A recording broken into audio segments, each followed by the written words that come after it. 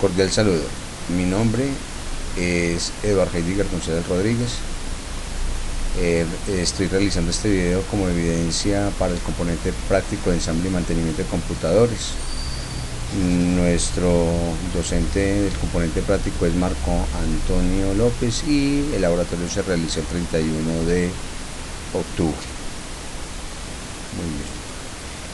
Como objetivo de este laboratorio es abordar, apropiar y profundizar en la arquitectura del computador. Entonces, para esto vamos a definir qué es la board, que es un circuito integrado con diferentes chips, ranuras y conectores donde se conectan los componentes para que el computador realice su función de procesamiento de datos. Esos componentes son el procesador, la memoria RAM, conectores de expansión, circuitos de video y puertos para conexión de periféricos. Acá tenemos la tarjeta madre y acá tenemos descrito sus componentes. Entonces, por ejemplo, acá tenemos los puertos de comunicación a este lado, acá están descritos. Tenemos también acá la fuente de alimentación, también tiene un módulo de regulador de tensión, que es este de acá. Este es nos da lo que es potencia a la parte del procesador. Bueno, también tenemos el socket donde va el procesador. Tenemos el puente norte que gestiona las operaciones entre el procesador y los dispositivos de alta velocidad como la memoria RAM y la interfaz de video y los buses PCI. Esto lo maneja el puente norte. El puente sur controla las conexiones con los dispositivos de menor velocidad. Bueno, básicamente también tenemos acá los slots de memoria RAM, las bahías de expansión, PCI Express, PCI. Tenemos acá los conectores para discos duros, seriales ATA. También tenemos acá el chip de la BIOS y la batería de la BIOS. Esta batería alimenta la configuración del chip de BIOS, donde se configuran parámetros como la fecha y hora del computador.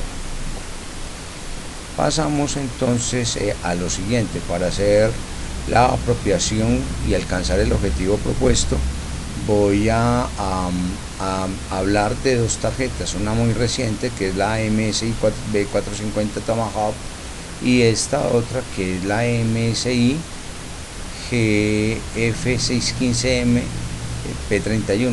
Es bastante antigua, no es obsoleta, aún sigue funcionando y nos da para hablar de las características y profundizar en la arquitectura del computador. Bueno, para ello vamos a hablar de las ranuras PSI. Entonces, las ranuras PSI para la MSI 450 tiene 2 PSI por 16, que estas son esta y esta, y tiene 3 PSI por 1. Ya voy a explicar esta parte. Y la MSI P31 tiene un solo PCI por 16, y un PCI por 1 y 2 ranuras PCI estándar. Bueno, entonces vamos a profundizar lo que son las PCI. Acá tenemos PCI por 1, PCI por 2, por 16, por 4, por 8. Estas tienen características en sus dimensiones. Por ejemplo, la PCI por 1 tiene 18 pines, la 4 tiene 32, la por 8 tiene 49 y la PCI por 16 tiene 82. acá hay unas velocidades y unos anchos de banda. Por ejemplo, la PSI por 1 maneja un solo carril, la 4 carriles, 8 carriles, y por 16 maneja 16 carriles. Y maneja, por ejemplo, la PSI por 1 puede manejar velocidades de transferencia de datos de 200 megabits por segundo a 400 megabits por segundo. La 4 puede manejar una transferencia de 800 megabits por segundo a 1.6 gigabits por segundo. La 8 puede manejar transferencia de datos de 1.6 gigabits por segundo a 3.2, y la 16, que es esta, que es la que más se utiliza para gráficos, puede alcanzar velocidades de 3.2 gigabits por segundo a 3.4.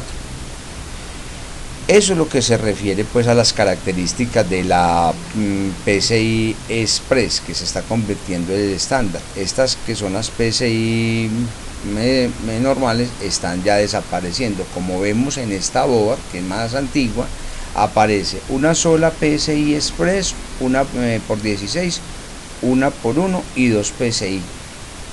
Y ya en esta board, que es la más reciente, ya la PCI no aparece.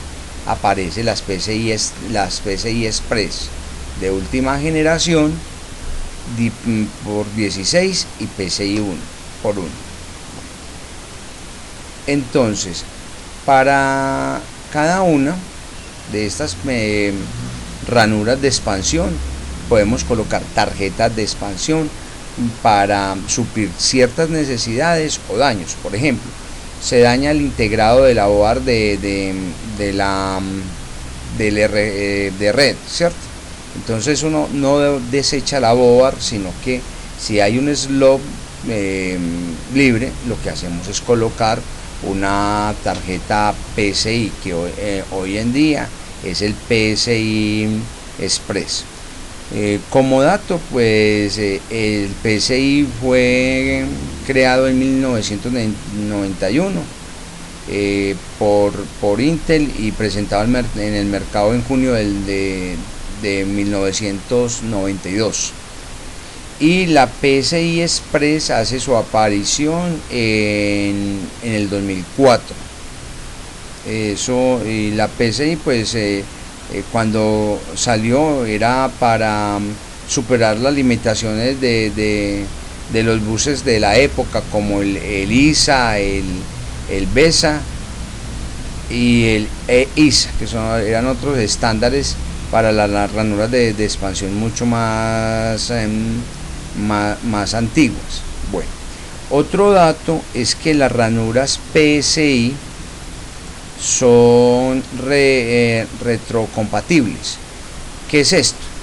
Que yo puedo colocar una tarjeta, por ejemplo esta que es PCI por 1, yo la puedo poner en una PCI por 4, en una PCI por 8 o incluso en la PCI por 16, y va a funcionar correctamente. Es decir, si yo tengo una tarjeta con menos número de pines, por ejemplo una PCI 1, la puedo colocar en cualquiera de las otras superior, pero nunca puedo, pues se podrá hacer al revés.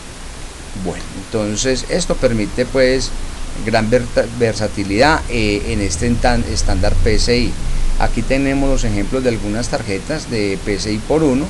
Aquí tenemos una PCI por 1 gráfica, o sea, manejará unas buenas velocidades de transferencia de datos, pero lo mejor es utilizar la PCI por 16, o incluso podríamos mejorar un poco colocando esta tarjeta PCI por 1 en la ranura PCI por 16, que tendría mayor ancho de banda. Bueno, acá tenemos la PCI por 4. Otra cosa interesante es la siguiente. Por ejemplo, en la board antigua, la que estoy presentando de MSI, por ejemplo, ya no manejan puertos USB 3.0. ¿Yo qué puedo hacer? Puedo colocar una tarjeta PCI para expandir y poder trabajar con esos puertos PCI. Bien. Perdón, con nuevos puertos USB. Bueno, acá tenemos, por ejemplo, que necesito más discos duros. Por un ejemplo, puedo colocar una tarjeta PCI por 4 para tener una controladora de discos duros seriales SATA.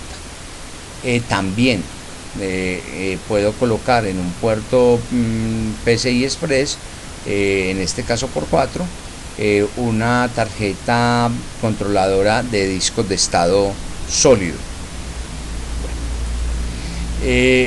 La tarjeta de expansión PCI por 16 y su correspondiente ranura se ha utilizado mucho para las tarjetas graficadoras. Las tarjetas graficadoras traen su propio procesador de video, su propia memoria RAM, VRAM, y el procesador de video GPU. ¿Qué quiere decir esto? Que cuando yo tengo un procesador que está manejando toda la parte de video, ¿qué le dice la tarjeta? No, yo me encargo de todo el procesamiento de video y, digámoslo de una u otra manera, desliga al procesador y a los chips integrados que manejan el video, liberando pues recursos de máquina en la propia board. Bueno, pasamos ahora a lo que son los puertos. Esta es en la Tomahawk y esta en la G615. Bueno, entonces miremos acá que hay diferencias. Por ejemplo, acá ya solamente trae un solo puerto PS2 utilizado para teclado o mouse. Aquí los tiene con diferencia. Este maneja unos puertos de última generación USB. Este solamente maneja USB 2.0. tenemos el conector de red RJ45, es igual. Este maneja 3 jack de audio, el verde para salida, el rosado para micrófono y este para entrada en línea. Este ya nos maneja 6, o sea, tiene mayores prestaciones. En cuanto a video, este maneja un puerto VGA, este es un DB por 15, y aquí estamos manejando un DVI. En esta tarjeta no tenemos puerto paralelo como lo vemos aquí en la P31, y un puerto de comunicación. Además, esta board tiene una prestación para actualizar la BIOS, que es a través de este botón. La BIOS es el sistema básico de entrada y salida, y es una tecnología que también ya está saliendo y está siendo reemplazada por otra que es la Wi-Fi, me parece. Bueno, ahora continuemos con esto. Vamos a hablar ahora de los procesadores. Hay por ejemplo, la board GP31 maneja este procesador con sus prestaciones, y la Tomahawk maneja el Ryzen. El Ryzen es uno de los procesadores de última generación de AMD. Hay otros fabricantes de procesadores, entre ellos Intel. Una de las cosas que en los últimos años los procesadores traen integrado el GPU, es decir, el controlador de video. Y ya sabemos pues de que los procesadores tienen una velocidad de transferencia de procesamiento de datos.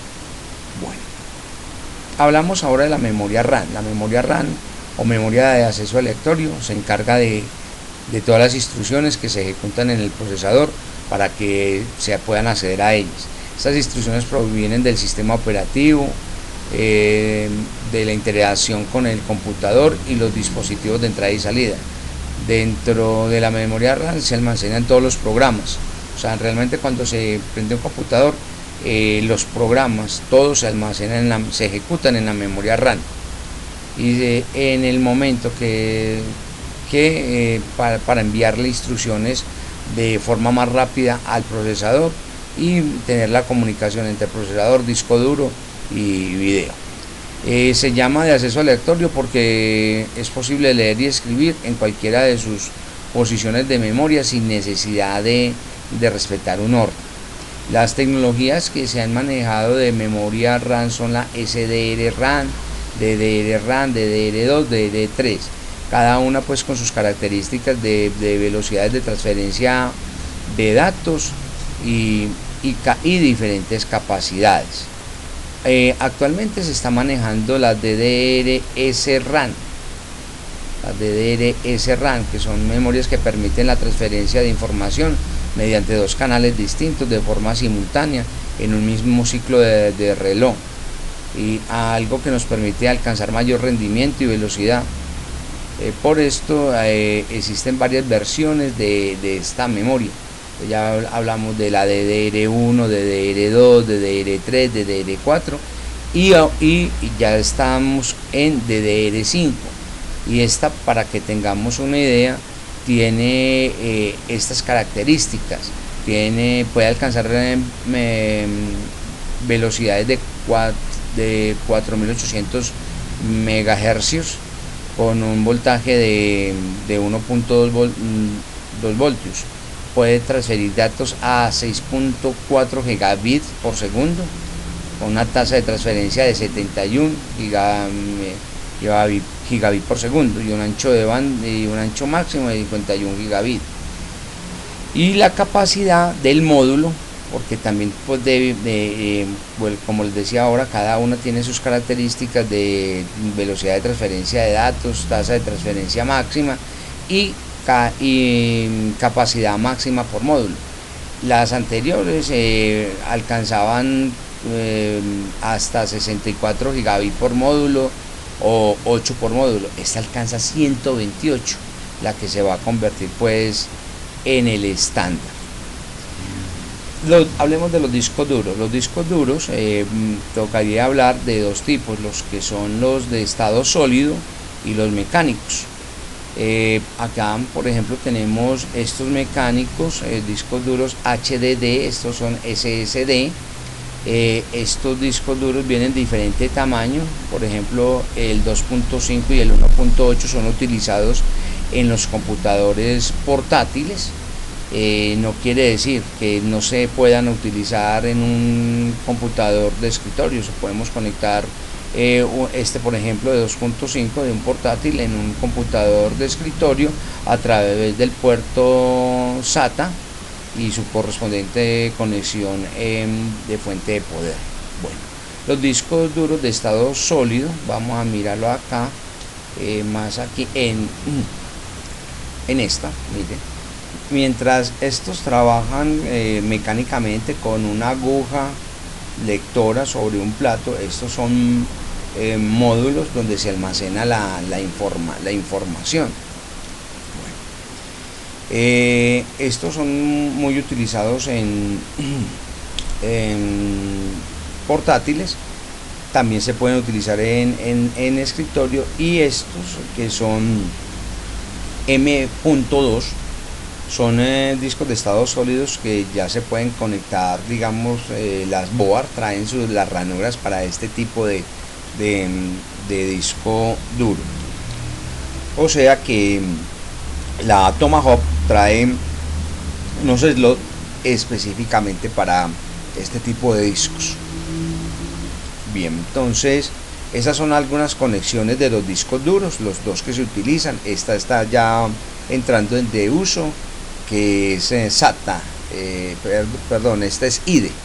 Esta es la conexión paralela. Acá está la conexión de esta correa de datos y su fuente de poder. El serial ATA maneja vilo, digámoslo así, este cable, y se conecta a estos conectores. Mira, acá está. Este es de fuente de alimentación de poder y este para datos. Y en el IDE, este es la conexión paralela para datos y esta es la fuente de poder.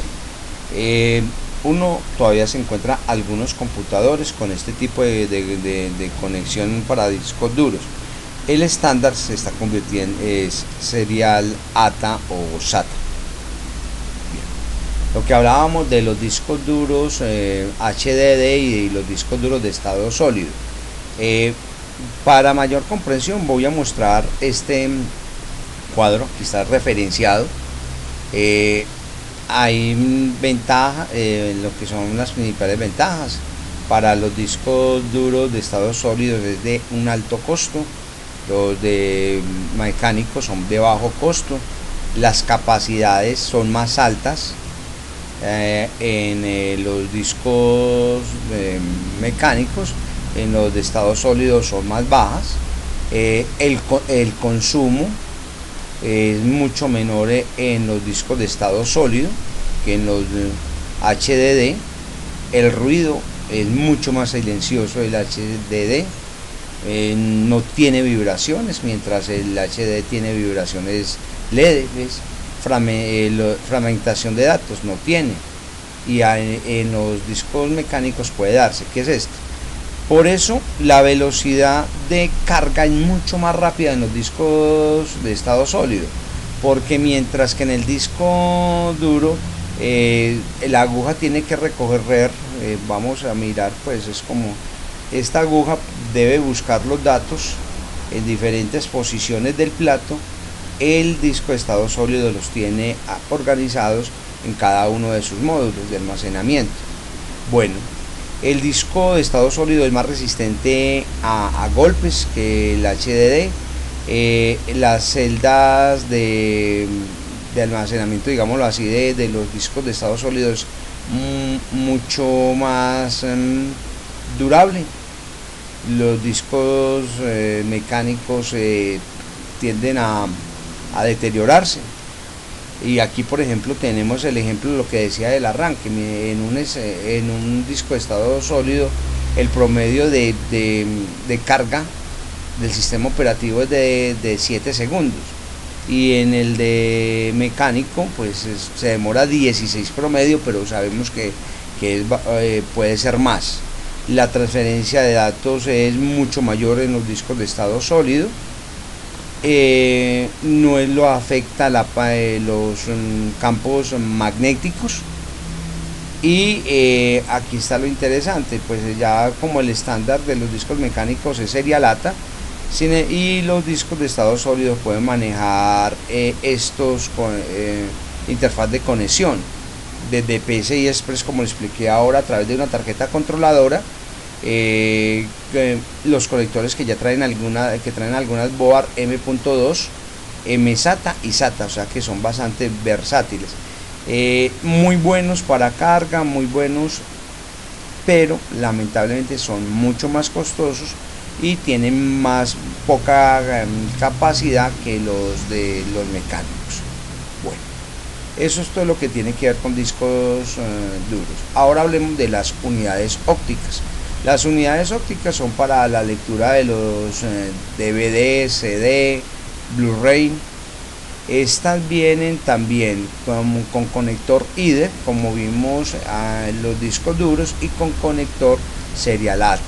Este tiene acá el cable para datos y el cable para suministro de poder o energía. En un ensamble es muy importante también la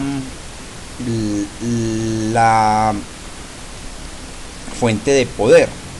Esta fuente de poder hoy en el mercado hay de dos tipos, pues como estas que son como, digámoslo así, simples y traen todos los conectores, como lo vemos acá, o estas que son modulares.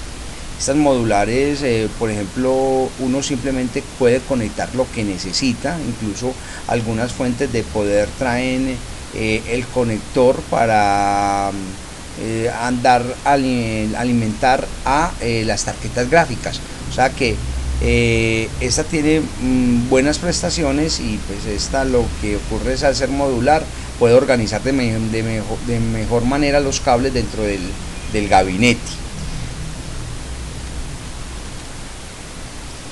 Por otro lado, hay que tener en cuenta lo que es la potencia de la fuente de poder. Hay estándares de 350 vatios a 1000 vatios. A mayor potencia, mayores prestaciones y, digámoslo de una manera, más componentes puedo colocar en el gabinete si este tiene espacio. Entonces ahí tenemos las dos fuentes de poder, las modulares y, digamos, las simples. Para este video tomé como ejemplo este gabinete Thermaltake. ¿Por qué? Porque acá, como vemos, tiene muchas bahías para colocar distintos dispositivos como unidades ópticas. Acá podemos colocar las unidades de disco duro. Tiene un buen espacio para la board ATX. Tiene un ventilador, y esto nos ayuda a que la parte de refrigeración y flujo de aire a través del gabinete permite un correcto enfriamiento en los diferentes componentes electrónicos. Para lo último dejé lo que son los sistemas de enfriamiento del procesador. Sabemos que el procesador se calienta por el paso de electrones, y en el mercado tenemos el disipador de calor, que es por aire. Consta de una placa de aluminio que disipa el calor por transferencia, y pues el ventilador a estas dos cositas tiene el nombre de cooler. Y tenemos este otro, que es el sistema de enfriamiento por líquida.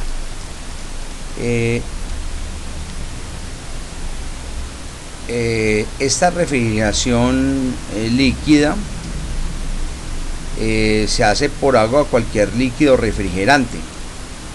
Tiene mayor capacidad térmica que el aire. Aprovechando este principio, es un circuito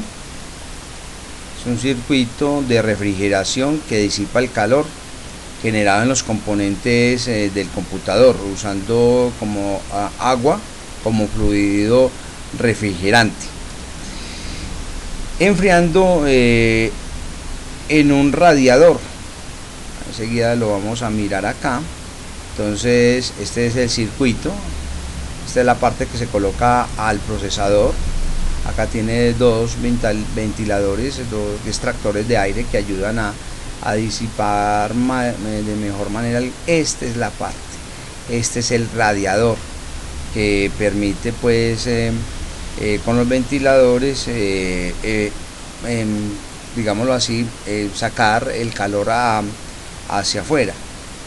Por ejemplo, esta Thermaltake tiene acá, mire, estas dos digamos ranuras, donde yo puedo colocar en esta parte el radiador, y los ventiladores van hacia adentro, es decir, ellos extraen el calor y van enfriando los componentes del computador. Es bastante práctico, digámoslo así, estos sistemas de refrigeración, en comparación de estos que es por transferencia de calor. Es el circuito pues con la parte refrigerante, y acá podemos ver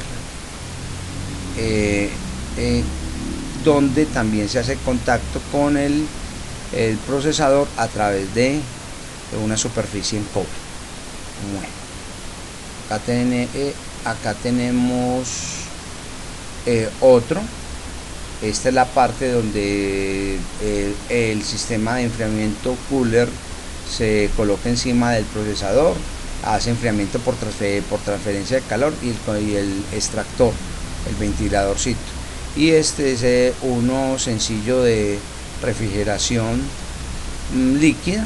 Como dije, utiliza el agua o algún componente, alguna sustancia refrigerante. Y acá está cómo se coloca en el procesador.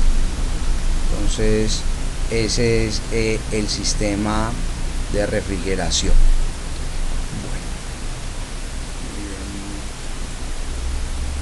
Bueno, entonces básicamente es toda esta la parte de la arquitectura de hardware, comparando una tecnología reciente con otra un poco más antigua. Han evolucionado bastante y ya las board hoy en día tienen muchas mayores prestaciones que tenían algunas otras, y estas otras que son pues antiguas todavía siguen funcionando. Algunas se siguen vendiendo en el mercado y prestan el servicio de procesamiento de datos de una manera muy óptima en cualquier computador de escritorio. Entonces las conclusiones para este laboratorio: en el momento de armar un computador se debe escoger previamente la tarjeta madre y luego el procesador, garantizando la compatibilidad entre todos los componentes. Por último, para garantizar un buen rendimiento del computador se debe determinar unas buenas características en cada uno de sus componentes, teniendo en cuenta que se debe de tener una buena capacidad de memoria RAM. Recordemos que la memoria RAM es la que me permite abrir más ventanas al tiempo, con una marca que garantice su correcto funcionamiento, además de tener en cuenta un buen gabinete con una buena fuente de poder y pues también con un buen sistema de refrigeración. Esto es todo, muchas gracias y nos vemos pronto.